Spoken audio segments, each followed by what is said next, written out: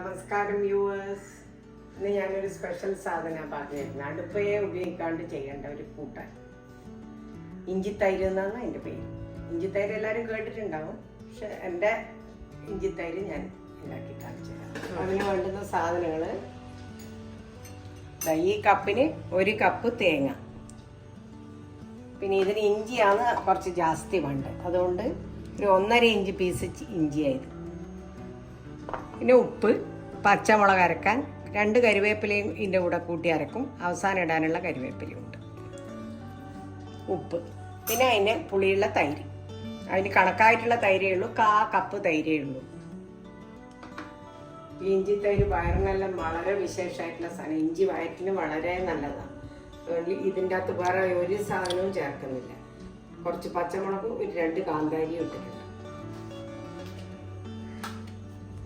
നമുക്കത് അരച്ചിട്ട് നല്ല വെണ്ണ പോലെ അരച്ചിട്ട് ഇങ്ങോട്ട് കൊണ്ടുവരണം.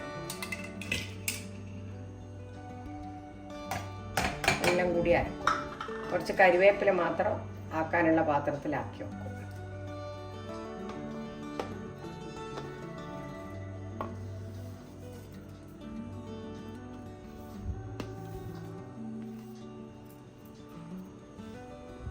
കുറച്ച് തിളപ്പിച്ചാറിയ വെള്ളം വേണം.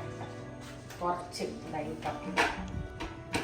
ഇത്രയേ ഉള്ളൂ. ബാക്കി തൈര് കൂട്ടും. അതുകൊണ്ട് ആദ്യത്തെ അരവിന് വേണ്ടി മാത്രം. കാലും കൂടി എടുത്തിട്ടില്ല.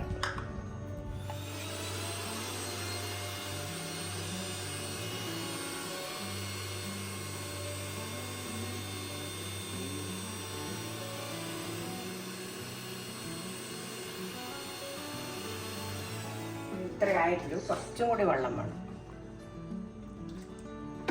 അത് കഴിഞ്ഞിട്ട് തൈര് ചേർക്കാം. അത്രയും കൂടി നേരത്തെ ഇട്ട അത്രയും കൂടി ഇട്ടു.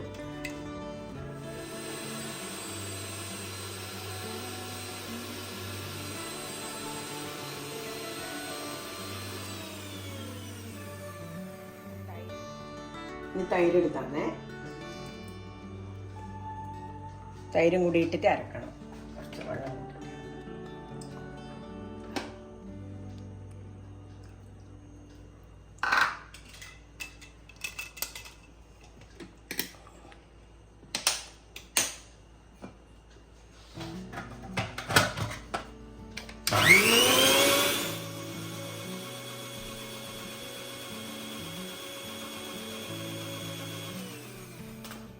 നമ്മളെ ഇഞ്ചി തൈര് റെഡിയായി.